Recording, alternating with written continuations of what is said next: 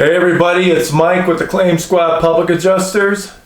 We're going to be talking about the 5 worst homeowners insurance companies in Florida if you have a roof damage claim. Now, there's various reasons why some of these companies are on the list. For a couple of them, they're pretty much on every worst company insurance list that you can think of, whether it's water damage, roof damage, fire damage, and a couple of the other ones because of some of the ways they handle those specific claims. And I'll get into more detail. Let's run through the list. Now, tied for number 1 is Universal, Property and Casualty, and Citizens. Now, if you know about Citizens, it is run, affiliated, operated, financially enhanced by the state of Florida. So there is that direct correlation between the government, state of Florida, and Citizens. Citizens is known kind of as the last resort type insurance policy. So there's also number 3, which would be UPC. Number 4, American Integrity. Number 5, Security First. And just for conversation's sake, I'm going to throw in number 6, which may surprise a lot of people. State Farm.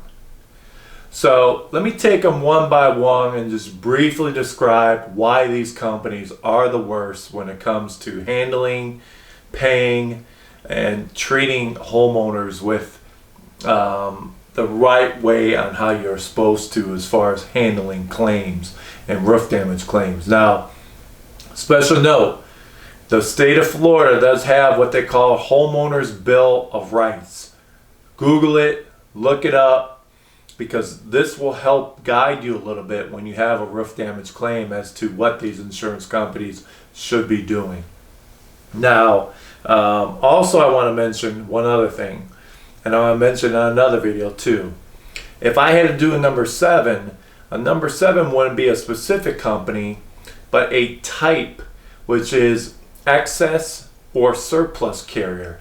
Now, these are companies that are not based in Florida, rather they're based out of state, and they're given permission to write a few policies. However, they don't have to abide by a lot of the regulations that Florida companies do. Now, a lot of these companies abuse the lack of regulations and can drag on claims for a while. So if I had to list number 7 after State Farm, it will be the excess surplus carriers. You can find a list of these carriers in the state of Florida's regulations, Department of Financial Services, or you can Google it. Now, there's a reason why they're allowed to operate in Florida, and long story short, not enough insurance companies and or there's unique risk involved, or people have been denied in the regular marketplace by regular insurance companies. So keep this in mind. So let's start off with Citizens. Between Citizens and Universal, it's hard to differentiate who's worse, but they are the bottom of the barrel. Everybody else is a little bit above that. You have some insurance companies that are not the worst, middle of the pack, and then some are a little bit better. But when you're talking as far as a level of you can't get any lower, Citizens and Universal is right at that same level. So why are they? Let's talk about Citizens. Again, I talked about how they're affiliated with the state, run by the state, financially backed by the state. So the reason why is because they just deny every roof claim. They want to see a meteor come through your roof and then cause the damage. So no matter who it is, they hire some independent outside adjuster. They come, and I guess they're taught to use the same language. You're going to find out that the language they're going to use is wear and tear, the roof is old, there's no opening in the roof, so on and so forth. And so they just don't want to pay roof claims. Also, you'll know if you had Citizens, you probably went through their own inspection, so they had somebody come out and inspect your roof. when you got the insurance policy. So they create a lot of difficulties for people. Now, on the other hand, Universal, they are not state run. They're just bad. There's no excuse. I don't want to get into all the reasons why Universal is so bad, but lately, the way they operate and handle claims shouldn't even be allowed in the state of Florida. If you have Universal, you have Citizens, if you're able to, I would highly suggest moving on from these companies, taking a look at other companies. So Universal, why are they so bad? They just don't pay any claims no matter what. It doesn't matter the type of claim. Now Citizens is in that same boat, but I'll give Citizens some credit. If you file a claim within a couple days, they're going to be contacting you. Universal, it could be a week or later. And here's the other thing about Universal. They have some third-party adjusting company called Alder, A-L-D-E-R. Now, they have some type of contract with Universal that are mostly handling the claims, both inside and outside. Other times, you'll find that they have strictly Universal claim adjusters. So, in Florida, you have a 90-day mark when an insurance company has to let you know if they're going to pay you or deny you. Now, to satisfy the requirement, they can make a very small payment to you, a couple $100, and satisfy their requirement as far as paying your claim. So, Universal will not have an adjuster assigned to your claim during this whole 90-day mark. Once you get close to that 90-day mark, sometimes they have an adjuster, sometimes they don't. Sometimes they'll write you and let you know what the coverage decision is, sometimes they don't. More than likely, they won't pay you. Another trick they use, their adjusters will write estimates that are beyond low and ridiculous. I'm going to show you an example really quick. Actually, I'm going to save that for another video. And the video I'm going to make is Universal good? There's going to be another video called Is Citizens Good? And I'll share this little story with the exact specific examples then. So let's go with company number 3, UPC.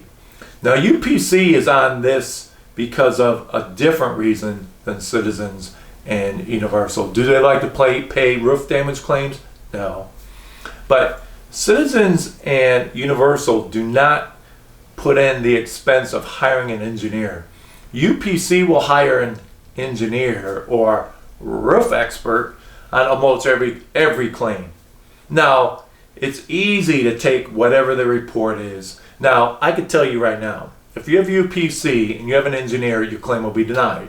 100%. Doesn't matter. You can have holes through your roof. You can have a cow that went through your roof from a hurricane. Guess what? It's going to get denied. Because UPC will send their bought and paid, okay, engineer, expert, roof contractor, whoever he or she is, to come in and just say pretty much that there is no damage. That the damage there is from wear and tear. That the damage there is because it's an old roof. We don't see any holes in the roof. We don't see any openings that would cause water to leak in through your roof. It's the same nonsense. We have ways to counter what their expert says. As a matter of fact, we don't even take anything in consideration what their expert says. And there's a process that we take with that. Number 4, American Integrity. For a lot of the same reasons as UPC, American Integrity likes to hire experts, roofing guys, structural engineers. Now, you may ask, why do these companies do it? Why do they spend that money? To me, it makes no sense, because in the long run, we end up, when we represent you, settling the claim, and what they have to say means very little. As a matter of fact, we're able to negate what they say in a lot of instances by way of deposition when we get to that point, or me looking at their report and firing back some language that is basically that reflects what they failed to notice in their report, or what they failed to take in consideration, or what they did take in consideration that makes absolutely no sense. For instance, most of these expert reports from American Integrity and UPC pretty much have the same language. I've caught American Integrity on a couple reports like, wow, this one looks familiar. Let me look through a couple files. So I pull up the report, holy cow. It's almost the same language. Where they stated that the roof had damage over 2 years ago. That it's not related to this windstorm. It's not related to the hurricane. Not related to the tropical storm. So when you see that, it completely diminishes their credibility, and I love it. It definitely, I can't wait to fire a letter back to the insurance company about their expert. And there's other things I could pick up on that expert's report. Bottom line, they're a hired gun. They're out to deny your claim, and that's all you need to know. So then security first. Security first falls in kind of between both of those. The top two, well, the bottom two, I should say, worse, Citizens and Universal, and then between kind of American Integrity and UPC. Security First really doesn't hire too many engineers, but they will pretty much deny your claim right off the bat after investigation. They won't even bother to take a look at anything that most public adjusters have to say. They won't take a look at anything that what most attorneys have to say. And so there's ways we could go about it, though, that we kind of put security first into a box to get the claim at least somewhat paid, and then there's other ways that we can get it fully paid. But security first is kind of in between all of them when it comes to not being a Citizens Universal, but not being the hired gun. They fall somewhere in between that point. And then when I mentioned State Farm falls within the American Integrity UPC umbrella, which is they tend to rely on experts. They're very, they're not too proactive as far as paying claims when it comes to roof damage claims. They also tend to be more, what can I say, following some unorthodox policy language than other companies. For instance, there's something called a proof of loss. In most companies, the policy says, in a proof of loss, you have to put where the property is located, how much you're saying the amount is for, what the amount of your insurance is. It takes 5 minutes to fill out, then you have to have it notarized. Most companies have that you have to fill out the proof of loss within 60 days after it's requested. State Farm has policy language stating you must file within 60 days. Not that when they request it. They won't even tell you. Now, there's ways around that if they happen to deny your claim and you didn't file proof of loss. I don't want to talk about it here, but there's certain situations. So State Farm tries to be sneaky. They deny roof claims, and then they try and say later, well, you guys didn't file a proof of loss, meaning you, the homeowners. Now, what really tears me up inside is when too many homeowners are trustworthy of insurance companies. And I believe this is the reason why. Because most of us has had some type of car accident, and your car gets repaired. It's a pretty easy process. You call them. You may have to take it to a certain shop. They may have an adjuster come out. They write you the check, less your deductible. Boom. Easy peasy. Everything's taken care of. They put you in a rent-a-car. You have rent-a-car coverage. We lose that false sense of security from these automobile claims, I believe. And so we think, oh, wow, well, my home's damaged. These insurance companies are going to take care of me. No, they're totally different animals. I mean, we're talking a bunny rabbit versus a lion. Totally different animals. So, back to State Farm. State Farm does some really shady policy language stuff. And they try to be very sneaky with their roof damage claims. So anyhow, I would just be very leery of them. There's not too many places to hide, all in all, is what I'm trying to get to when it comes to insurance companies. It's very difficult for a homeowner to handle their own roof damage claim and get paid. Very few can accomplish it, very few can do it. It's not easy, and they don't want it to be easy. So this is a quick list of the 5 plus 1, 6 worst insurance companies when you have roof damage claims. I carried on a little bit more than I want to. Hope you found this informative. If you have any of these companies, I'd highly look into possibly switching to somebody else. I'm Mike with the Claim Squad Public Adjusters, and thanks for watching this video.